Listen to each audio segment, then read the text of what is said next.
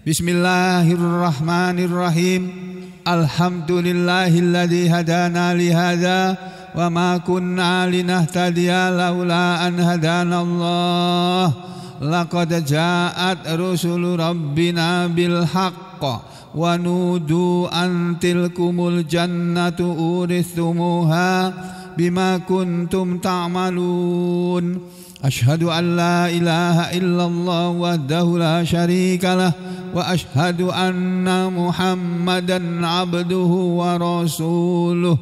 Allahumma salli ala Muhammad wa ala ali Muhammad.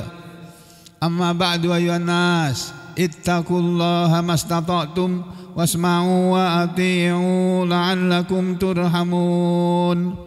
Para muslimin rahimakumullah, baik yang sedang mendengarkan di dalam masjid ini maupun di luar masjid sana, yang mau menyimak pelajaran yang disampaikan setiap pagi dari masjid ini, marilah pertama-tama saya mengajak kita semuanya bersyukur kepada Allah Subhanahu wa taala. Bersyukur yakni berterima kasih kepada Allah karena sampai hari ini kita masih diberi oleh Allah kemauan, kerenteking ati kalau kata orang Solo. Masih diberi oleh Allah kemauan dalam hati kita untuk mendatangi masjid, melaksanakan sholat subuh berjamaah, dilanjutkan dengan taklim, mempelajari ilmu yang paling penting dari segala ilmu, yaitu ilmu Al-Quran dan ilmu Al-Hadis. Itu dua ilmu yang paling penting, lebih penting dari semua ilmu yang dipelajari orang di segala macam fakultas yang ada di berbagai macam universitas itu. Ilmu-ilmu yang ada di berbagai fakultas, di segala macam universitas itu bermanfaat, iya bermanfaat, berguna, iya berguna. Tapi masih kalah manfaatnya dengan kalau kita paham ilmu Al-Quran dan ilmu Al-Hadis. Masih lebih tinggi derajatnya kedua ilmu itu, warisan dari Rasulullah SAW. Jadi kalau kita masih diberi oleh Allah kesempatan untuk melanjutkan hidup ini, gunakanlah waktu kita semasa kita sehat untuk beramal soleh sebelum datang masa sakit. Yang kalau kita sudah sakit nggak bisa lagi datang ke masjid. Tuh, ya Pak Haji Mustar. Tuh, sidin guring. Jadi kita bersyukur, berterima kasih kepada Allah bahwa kita masih diberi kesehatan. Masya Allah, kesehatan itu mahal harganya Pak, Bu. Jantung kita itu mahal harganya, paru-paru kita mahal, apalagi otak kita. Jantung dan paru-paru itu tidak berfungsi kalau otak tidak bekerja. Maka kalau orang lumpuh, otaknya lumpuh, kena serangan stroke atau kena serangan tumor otak, naudzubillahi min syarri dzalik. Orang yang tadinya pintar jadi bodoh, yang tadinya bodoh bisa jadi pintar. Aneh kan? Ya, jadi pintar. Ngomong terus, tadinya nggak pernah ngomong. Begitu kena stroke, ngomong terus nggak berhenti sampai keluarganya bingung. Wis diam Pak, udah jangan Bapak Ander, udah diam. Ngomong terus dia. Yang tadinya kuat lari-lari, nggak bisa lari lagi. Yang tadinya bisa jalan ke masjid, nggak bisa lagi jalan ke masjid. Yang tadinya bisa berusaha cari uang kemana-mana, nggak bisa lagi cari uang. Maka bersyukurlah kita kepada Allah, tidak diberi oleh Allah penyakit seperti itu. Banyak saudara kita yang diberi oleh Allah cobaan penyakit itu. Itu contohnya nih, ada sebelah kita nih, Pak Haji Nur, Yusdianur. Nah, tapi sabar sidin itu. Masih bisa jalan sekarang Pak lah. Walaupun jalannya beda dengan dulu, tapi bisa jalan, masih bisa sholat ya Pak lah. Bisa sholat, bisa berdiri sholatnya Pak. Alhamdulillah. Ngomong masih bisa Pak lah. Oh masih bisa ngomong tuh. Alhamdulillah. Masya Allah, Masya Allah. Berterima kasih kita kepada Allah diberi kesehatan. Jangan sampai kesehatan, nikmat kesehatan dicabut oleh Allah. Masya Allah. Sehingga yang tadinya kita biasa ke masjid jadi nggak pernah kelihatan lagi. Karena apa? Karena sakit. Ya, diampuni oleh Allah, nggak datang ke masjid, nggak sholat jamaah, diampuni dosanya karena dia biasa ke masjid. Itu makanya gunanya kita istiqomah, selalu pergi ke masjid dalam keadaan sehat. Nanti waktu sakit nggak bisa pergi, oleh Allah tetap ditulis pahalanya. Dia tiap hari ke masjid padahal dia di rumah. Sakit karena sakit. Itu kemurahan Allah itu. Asal ajek itu bahasa Jawa, istiqomah bahasa Arabnya. Sabar ke masjid.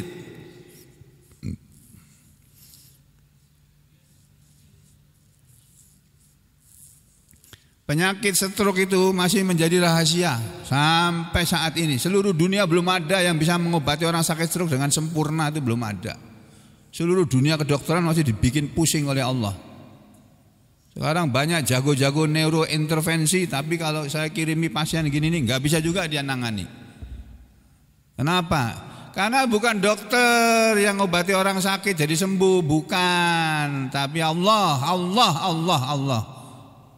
Allahu Akbar. Walillahil hamd. Jadi kita bersyukur kepada Allah masih diberi kesehatan. Sebelum nanti datang masa sakit, nggak bisa lagi ke masjid. Nah, mari kita gunakan waktu kita pagi hari ini di hari Jumat yang mulia ini, hari yang mulia ini, yaitu kita membaca hadis Nabi. Setiap saya membaca nama Nabi, saudara harus mengucapkan sallallahu alaihi wasallam atau Allahumma shalli wa sallim alaihi gitu. Ya.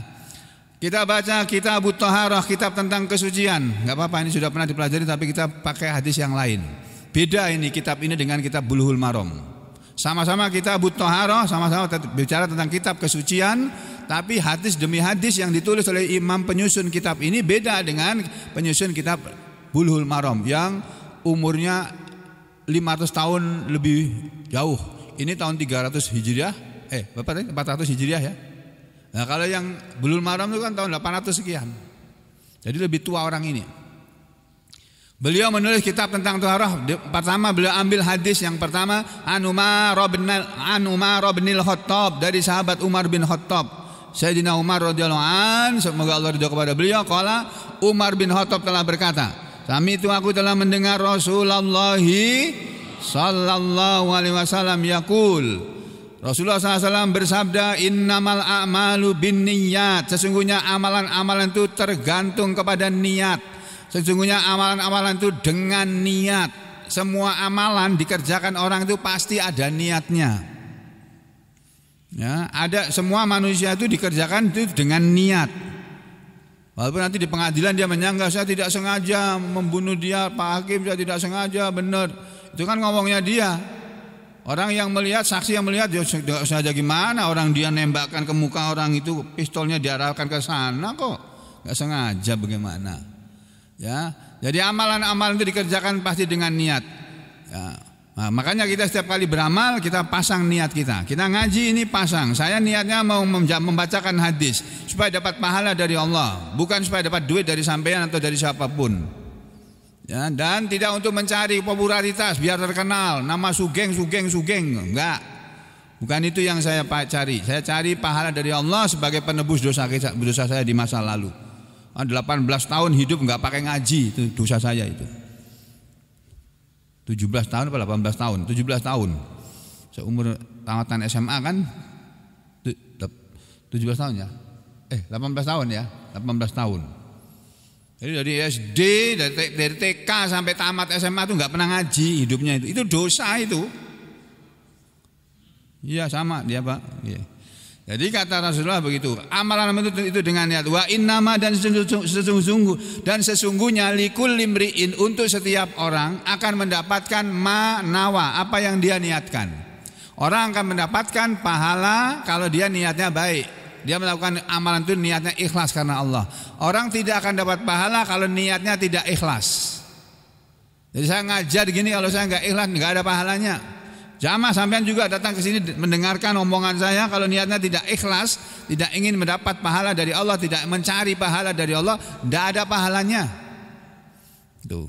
Faman kanat hijratuhu, maka barang siapa yang keadaan hijrahnya dia ilallahi wa rasulih, kepada Allah dan Rasulnya, fa hijratuhu, maka hijrahnya dia ilallahi wa rasulih, kepada Allah dan Rasulnya. Wa man kanat hijratuhu, dan barang siapa yang keadaan dia hijrahnya ila dunya yusibuha, siapa yang berhijrahnya karena dunia yang ingin dia memperolehnya, yang dia ingin memperolehnya, awim ro'atin atau dia hijrahnya karena menginginkan perempuan yang yatazawwajuha atau yang kiuha, dia akan menikahinya, wa hijratuhu maka hijrahnya dia adalah ila ma hajara ilaih, kepada apa yang dia berhijrah kepadanya. Jadi kalau orang niat berhijrah, kalau dulu hijrah dari Makkah ke Madinah, sekarang enggak ada lagi hijrah seperti itu. La hijrata ba'dal fathi kata Rasulullah, tidak lagi hijrah sesudah Fathu Makkah. Walakin akan tapi yang ada adalah jihadun wa niyatun, jihad dan niat. Kita hanya bisa melakukan amalan yang namanya jihad, ya, perjuangan, berjuang lahir dan batin, wa niyah, dan dengan niat. Itu yang bisa kita lakukan. Kalau sekarang hijrahnya itu meninggalkan dosa. Orang yang meninggalkan perbuatan dosa kepada perbuatan berpahala, itu dia berhijrah. Orang yang meninggalkan agama selain Islam kepada Islam, itu dia hijrah namanya. Tidak bisa dibalik, nggak bisa dibalik. Dari Islam kepada selain Islam lalu hijrah, enggak, itu bukan hijrah namanya. Hijrah itu ya dari bukan Islam kepada Islam, itu hijrah namanya. Atau dari jahiliyah kepada ilmu, dari bid'ah kepada sunnah, dari musyrik, dari kemusyrikan kepada tauhid, dari kekufuran kepada iman. Nah, itu hijrah namanya. Jadi yang ada adalah hijrah meninggalkan perbuatan dosa kita di masa lalu menuju perbuatan yang baik-baik yang berpahala di masa sekarang dan seterusnya. Ini hadis yang pertama. Ya, jadi kalau kita mau berwudu kita harus pakai niat. Maksudnya orang ini begitu. Apa sih niat itu? Ulama ini mengatakan an-niyatu, yang namanya niat adalah al-qasdu wal azmu ala syai', bermaksud bertujuan dan bermaksud kepada sesuatu. Jadi kalau kita berwudu, begitu kita cuci tangan, orang tanya, ngapain kamu cuci tangan? Mau ngapain? Mau wudu. Oh, bukan mau makan. Kalau makan enggak begini caranya. Enggak di padasan, enggak di masjid. Mau makan cuci tangan di rumah. Jadi niat itu adalah perbuatan hati, ya, bukan perbuatan mulut. Mulut itu perbuatannya untuk membaca, ya. Jadi niat itu di dalam hati, bukan diucapkan. Kecuali niat pergi haji, niat untuk menunaikan ibadah haji atau umrah itu harus dilafalkan, harus diucapkan. Karena Nabi kita mengajarnya begitu. Labbaika umrotan, saya berniat, ya Allah, saya penuhi panggilanmu ya Allah untuk melaksanakan umrah. Itu harus diucapkan, nggak boleh dibatin dalam hati, nggak boleh, harus diucapkan. Labbaika hajjan, aku penuhi panggilanmu ya Allah untuk menunaikan ibadah haji, itu harus diucapkan. Ya, jadi niat adalah perbuatan hati. Itu hadis yang pertama. Hadis yang kedua, An Abi Hurairah, dari Abu Hurairah sahabat Nabi radhiyallahu anhu, semoga Allah ridho kepadanya, qala dia berkata, qala telah bersabda Rasulullah sallallahu alaihi wasallam, Rasulullah SAW telah bersabda sebagai berikut tentang wudu ini, la yaqbalullahu sholata ahadikum idza ahdatsa hatta yatawaddo. Ini ada sini dalam Bulughul Maram enggak ada, ya. La yaqbalullah, tidak akan menerima siapa Allah.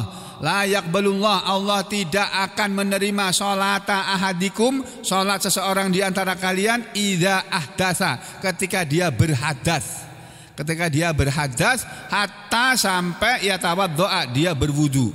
Jadi kalau orang sudah hadas itu apa? Di sini terangkan ahdasa adalah hasala minhul hadsu, sesuatu yang menghasilkan dari perbuatan itu, dari itu keadaan hadas. Ya ini wa huwa, dan dia adalah al khariju. Hadas itu adalah keluar min ahadis sabila, ini dari dua jalan.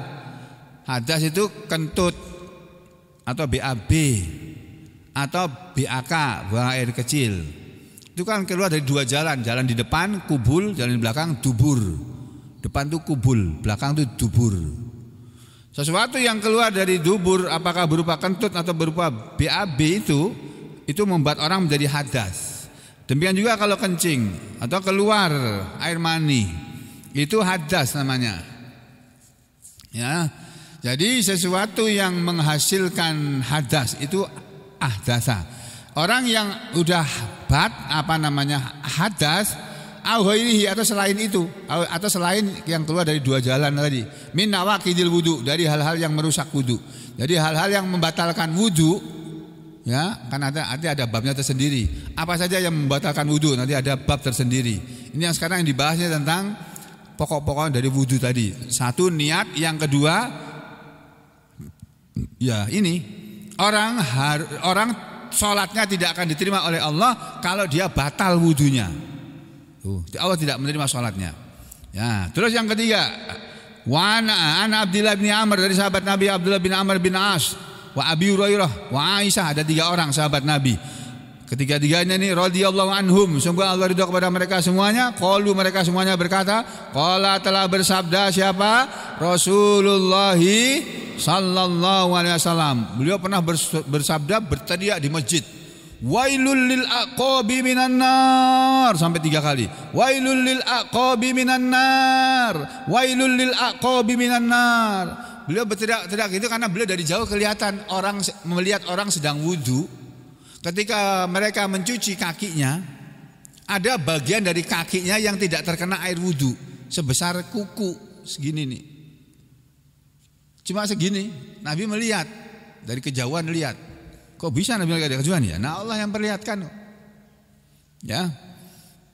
Langsung beliau teriak, celaka itu tumit-tumit itu karena neraka. Celaka tumit-tumit orang yang berwudu tapi tidak dibasahi dengan air wudu, karena dia bisa mendapatkan masuk neraka. Gitu ya Pak.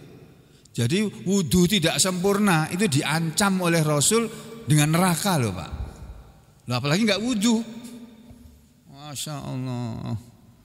Nah, diterangkan ini al-wailu, yang namanya al-wail itu al-azab, itu al-azab adalah azab, wal halak, dan itu kebinasaan.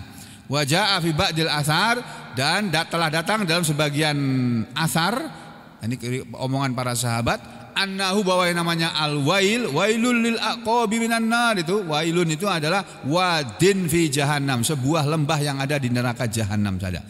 Jadi orang yang berwudu walaupun hanya sebesar kuku, tidak kebasahan air wudu, itu akan menyebabkan pelakunya bisa masuk neraka kalau dia tidak bertobat. Masya Allah. Makanya kalau wudu hati-hati, basah benar-benar. Tuh ya, jangan sampai ada yang tidak kena air wudu. Ini. Terus al-aqab, wailul lil aqab. Apa itu al-aqab? Aqab itu jam'u akib. Jamak dari akib, akibun. Akibun itu apa? Wa huwa muakharul qadam, dan dia adalah bagian belakang dari telapak kaki. Tumit atau bagian belakang dari telapak kaki. Wal murad, dan yang dimaksud oleh Rasul bukan tumitnya orang itu yang masuk neraka, ashabuha, tapi pemilik tumit itu. Jadi wailul lil aqabi minan nar, awas ya, celaka, itu tumit-tumit itu karena neraka, celaka, tumit-tumit itu karena neraka, celaka, sampai 3 kali. Langsung orang itu memperbaiki wudunya lagi, diulang lagi wudunya. Ya, ini yang ketiga. Hadis yang keempat, An Abi Hurairah, dari Abu Hurairah radhiyallahu anhu, semoga Allah ridha kepadanya. Qala, Abu Hurairah berkata, anna, bahwasanya Rasulullah sallallahu alaihi wasallam telah bersabda, idza tawaddaa ahadukum, apabila berwudu seseorang di antara kalian, falyaj'al, maka hendaknya dia meletakkan, maksudnya meletakkan fi amfihi, pada hidungnya, ma'an, air. Tsumma lian tashir, kemudian hendaknya dia menyemburkan. Wa manis tajmara falyutir, dan barang siapa yang mengambil batu untuk melempar jumrah, falyutir, maka hendaknya dia mengganjilkan. Melempar jumrah kan jumlahnya ganjil tak Pak? 7 kali berapa itu? 49 ya kalau nggak salah ya. Jadi siapa yang berwudu, hendaknya dia meletakkan air wudu itu di hidungnya.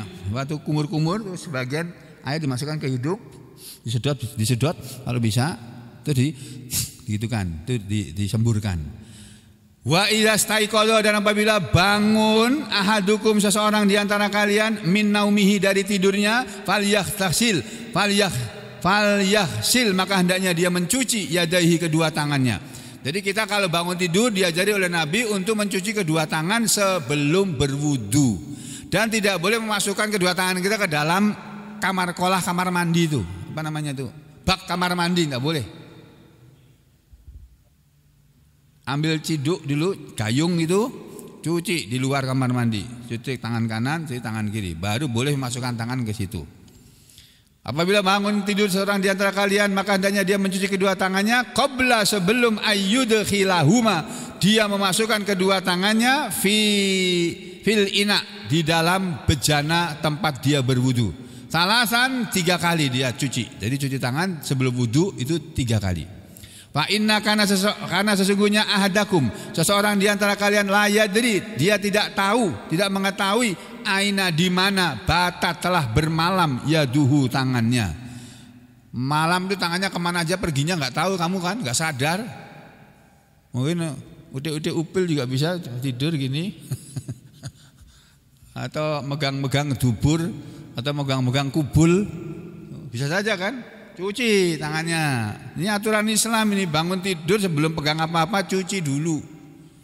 Nih. Nah, terus dikatakan wa fil lafzil Muslim, dan dalam lafal hadisnya Muslim, wa fil lafzin li Muslim, dan dalam sebuah lafal hadis kepunyaan Imam Muslim, ada tambahan falyastansyik, maka hendaknya dia melakukan istinsak, menyedot air dulu ke hidung baru istinsar. Sedot itu. Jadi kumur-kumur, masukkan air ke mulut, sebagian ke hidung, sedot gitu terus kumur keluar. Itu 3 kali. Ya. Dia hendaknya istinsak bimin khoriyati minal ma, ya, dengan min khoriyatil minal a, dari apa namanya, air yang dipakai untuk berwudu tadi. Ya, istinsak. Wa fil lafzin, dan dalam sebuah hadis yang lain, lafal hadis yang lain, man tawaddoa, barang siapa berwudu, kata Nabi, falyastansyik, maka hendaknya dia melakukan istinsak. Ya, istinsak. Nah, di sini dikatakan liyanshir, yang dimaksud dengan yansir adalah yakni yukhrajul ma'a min anfihi, dia mengeluarkan air dari hidungnya, itu istinsar. Kalau istinsak tuh nyedot, itu namanya istinsar. Ba'da, sesudah idkhalihi, dia memasukkan air itu fihi, ke dalam hidungnya. Terus wahua, dan mengeluarkan air dari dalam hidung, itulah yang dinamakan al-istinsak. Itu ya. Jadi wudu itu ada istinsar, ada istinsak.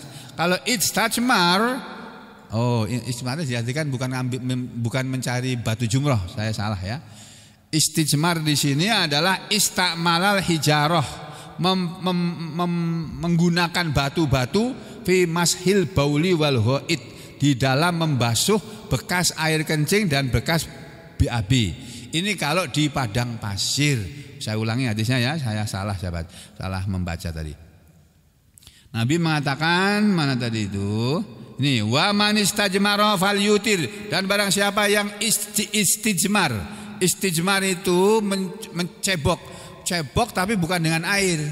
Kalau sekarang dengan tisu, kalau di hotel itu pakai tisu. Ya, kalau zaman dulu pakai batu atau pakai potongan kayu yang ada di padang pasir itu. Ya, adanya itu gimana? Nah, sekarang kan orang gila itu apa ya? Jijik gitu. Aduh, cebok pakai batu. Aduh, gimana caranya itu? Ya, dulu mereka bisa, Nabi dan para sahabatnya bisa melakukan itu. Siapa yang cebok dengan menggunakan batu atau kayu, falyutir, maka hendaknya dia mencuci ceboknya itu dengan ganjil, minimal 1 kali, 3 kali lebih bagus, 5 kali lebih bagus, 7 kali paling bagus. Ya, ini saya sudah ralat ya omongan saya tadi. Nah, terus yang berikutnya, falyutir, maka hendaknya dia mengganjilkan, maksudnya liyun histijmarahu, hendaknya dia mengganjilkan batu-batu yang digunakan untuk cebok tadi ala witrin, mendalam hitungan witir, dia menghitung batu-batu tadi dalam hitungan yang ganjil.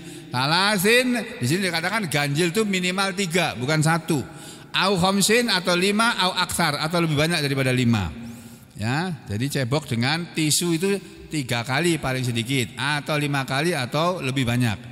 Fal yastansik, yang namanya istinsak yaitu al istinsak huwa idkhalul ma'i fil anfi tsumma nasruhu kharijahu, memasukkan air ke dalam hidung kemudian mengeluarkan lagi dari hidungnya, itu namanya istinsak. Gitu kalau istinsar dot itu ya. Hadis yang kelima, an Abu Hurairah, dari Abu Hurairah radhiyallahu anhu, semoga Allah kepadanya. Qala, Abu Hurairah berkata, anna bahwasanya Rasulullah sallallahu alaihi wasallam qala, pernah bersabda, la yabulanna ahadukum, janganlah benar-benar kencing ahadukum, seseorang di antara kalian, fil ma'id daimi, di dalam air yang tergenang.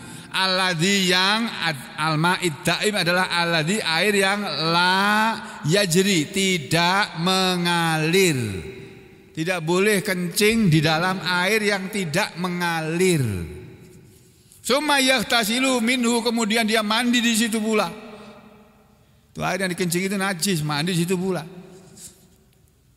Ya, ini Nabi melarang kita kencing di air yang tergenang. Wali Muslim, dan menurut hadis riwayat Muslim dikatakan al-ma'ud daim, yang dimaksud dengan air yang diam, air yang tenang, maksudnya orang yang tidak mengalir, itu al-mustaqirru fi makanihi, air yang menetap di tempatnya. Ya, air yang menetap di tempatnya, seperti al-hudron wal birok. Nih, contohnya hudron di padang pasir, ini hudron ini enggak ada. Apa itu hudron? Lumpur, sungai yang ya rawa-rawa gitulah kalau kita mungkin sini ya. Kemudian ini juga wal birok. Birok itu kolah. Nah, kalau kolam renang gimana? Kolam renang kan airnya lebih dari 2 kolah. Kecuali kolam renang kecil. Kalau lebih dari 2 kolah kan najis terhapus. Misalnya kolam renang itu dikencingi anak yang sedang dilatih renang sama orang tuanya, kencing situ ya, kan najis itu air kencing. Tapi kalau jumlah airnya banyak, najisnya menjadi hilang. Wallahu a'lam bishawab. Yang kedua junubun, yang namanya junub. Kok ada junub apa ini? Oh ya ini. Dalam riwayat Muslim dikatakan la yaktasilu ahadukum, janganlah seseorang di antara kalian mandi fil ma'id daimi, di air yang tergenang, wa huwa junubun, padahal dia orang yang junub. Apa itu junub? Di sini terangkan junubun atau al junubu man asobathul janabah, orang yang menimpa kepada dia janabah. Apa itu janabah? Janabah itu keadaan junub tadi. Yutlaqu alal mudzakkari wal muannas, dimutlakkan kepada laki-laki dan perempuan. Wal fardi wal jamaah, dan dimutlakkan kepada yang orang yang sendirian maupun sekumpulan orang, sama saja. Satu orang atau banyak orang yang junub itu tidak boleh mandi di air yang tergenang. Jadi mandi di kolam renang tuh airnya mengalir kalau dialirkan ya. Kan kadang-kadang air kolam renang kan dicuci juga, itu dibersihkan juga. Yang saya tahu loh ya, air kolam renang di hotel-hotel itu biasanya dicuci berapa hari sekali, tapi udah kelihatan kotor itu cuci. Ya, wallahu a'lam. Nah gitu ya. Terus berikutnya hadis yang ke-6, an Abi Hurairah, dari Abu Hurairah radhiyallahu anhu, semoga Allah kepadanya, dia berkata, anna bahwasanya Rasulullah sallallahu alaihi wasallam qala, telah bersabda. Rasulullah bersabda sebagai berikut, idza syaribal kalbu fi ina'i ahadikum, apabila minum seekor anjing pada wadah air dia seseorang di antara kalian, falyaghsilhu, maka hendaknya dia mencuci wadah air itu 7 kali. Ya. Asalnya Nabi mengatakan kalau wadah makan atau wadah minuman kalian dijilat anjing, wadah air sampean dipakai untuk minum anjing, suruh buang airnya, wadahnya itu dicuci 7 kali, nyucinya 7 kali. Wali Muslim, dan menurut hadis riwayat Muslim, ulahunna, salah satu dari ke-7 kali tadi, biturab, dengan tanah. Jadi kalau panci kita, wajan kita, rinjing kita atau apalagi lah yang bisa tergenang air itu diminum oleh anjing, itu wajan itu atau panci itu harus dicuci pakai tanah, disiram air dulu, terus dicuci pakai kamah, itu cuci lagi sampai 7 kali siraman. Ya, ini menurut hadis ini. Kalau yang kena baju bagaimana? Ya sama, baju jadi dicuci kayak gitu juga. Kalau bajunya putih kasih tanah, tak kotor dong. Ya pakai rinso lah. Gitu. Itu kan tujuannya untuk membersihkan dari najis. Ya, jangan pakai tanah hitam ya. Baju gomus pakai tanah hitam ya insya Allah hitam tadi.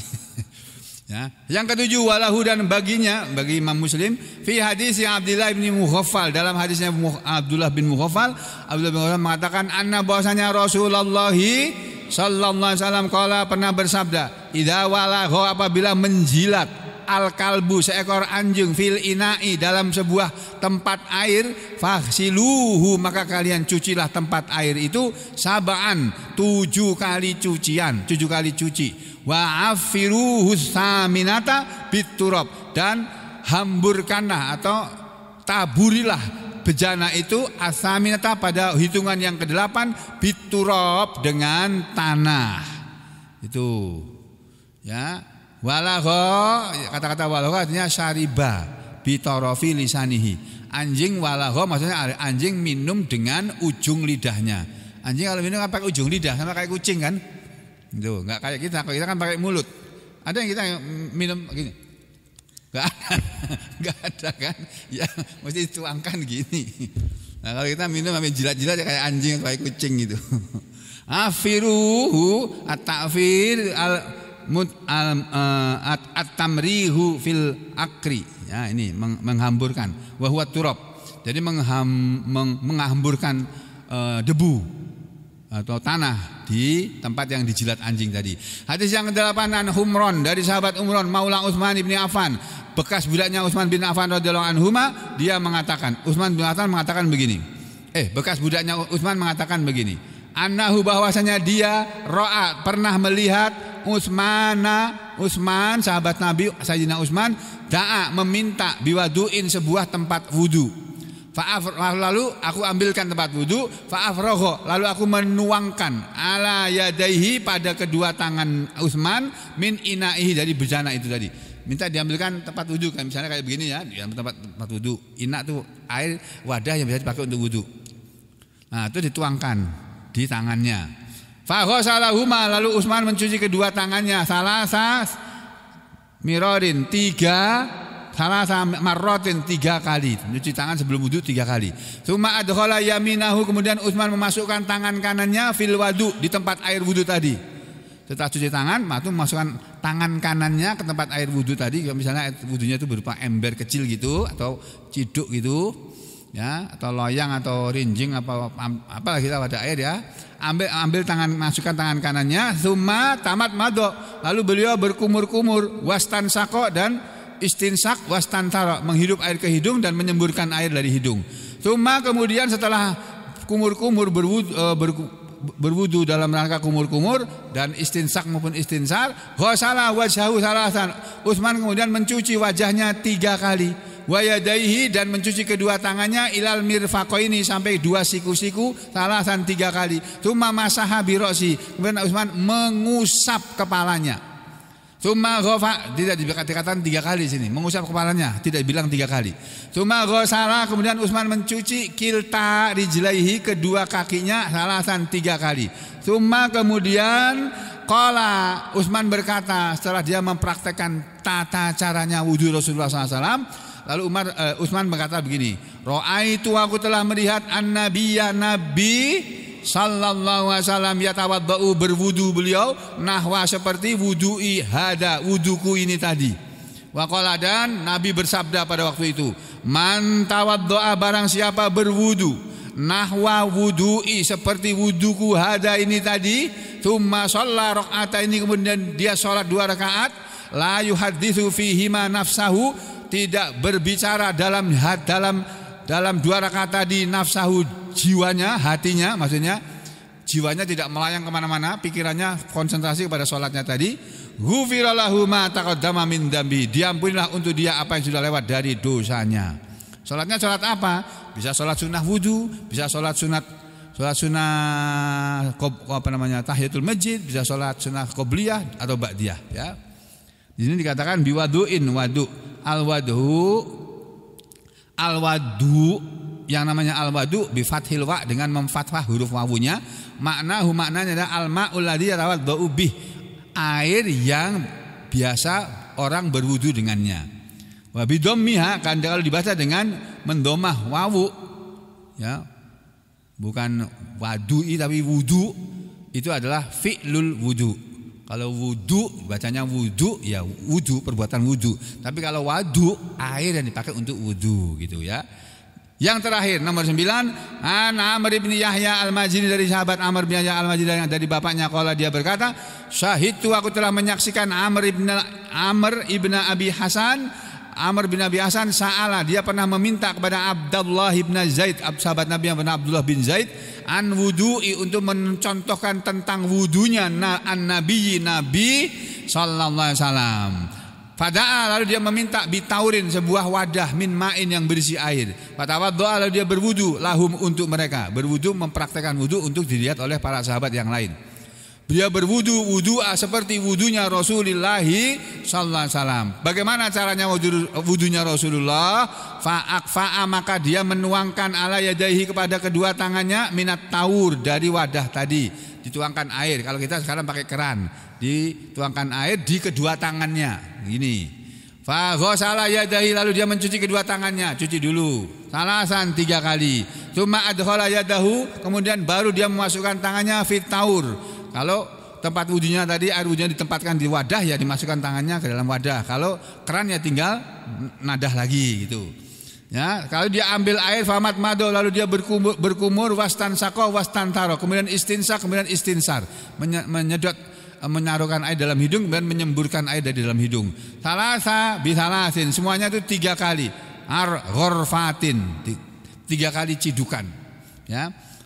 Berkumur-kumur dengan 3 kali mengambil air. Summa, kemudian adkhala, dia memasukkan yadahu, tangannya, fa ghasala wajhahu, lalu dia membasuh mukanya salasan 3 kali. Summa adkhala, kemudian dia memasukkan yadahu, tangannya, fit taur, dalam wadah itu, fa ghasalahuma, lalu dia mencuci kedua tangannya, marrataini, 2 kali, ilal mirfaqaini, 2 kali. Jadi mencuci tangan 2 kali enggak apa-apa. 3 kali bagus, 2 kali enggak apa-apa. 1 kali pun enggak apa-apa. Sah. Ya, menurut jumhur ulama. Tsumma, kemudian adkhala yadahu fit taur, lalu dia masukkan lagi tangannya ke dalam wadah tadi setelah mencuci tangan sampai siku-siku. Famasaha ra'sahu, maka dia mengusap kepalanya. Cara membasuh kepala dalam berwudu, katanya dulu Nabi berbuat begini. Fa'aqbala bihima wa adbara marratan wahidah. Pertama, kedua tangannya dibasahi air, masukkan tangan ke dalam air atau dari keran ini, tempakan ini. Bukan digeburkan gini air, nanti dibuang dulu airnya, terus diusapkan dari arah depan gini ke belakang, kembali lagi ke depan. 1 kali aja. Ya, tidak berulang-ulang. Kalau kita kan kadang berulang-ulang. Itu. Nah, kalau berulang-ulang gimana? Ya menurut Imam Syafi'i enggak apa-apa. Ya. Jadi enggak apa-apa, dia mengamalkan mazhab Syafi'i kok. Ya, summa, kemudian ghasala rijlaihi, dia mencuci kedua kakinya. Dalam riwayat, dalam riwayat dikatakan bada, dia memulai mengusap kepala bimuqaddami rasi, dengan bagian depan kepalanya, hatta dhahaba bihima ila qafahu, sampai menjalankan kedua kakinya ke tengkuknya Nabi. Summa raddahuma, lalu dia mengembalikan lagi ke depan, hatta raja'a ilal makanil ladzi bada amin, lalu sampailah tangan itu ke tempat yang tadi dia mulai dari sana. Jadi begini. Nah, pernah Nabi cuma begini aja, atau begini aja juga pernah. Dari belakang ini ke depan pernah, dari depan ke belakang ini juga pernah.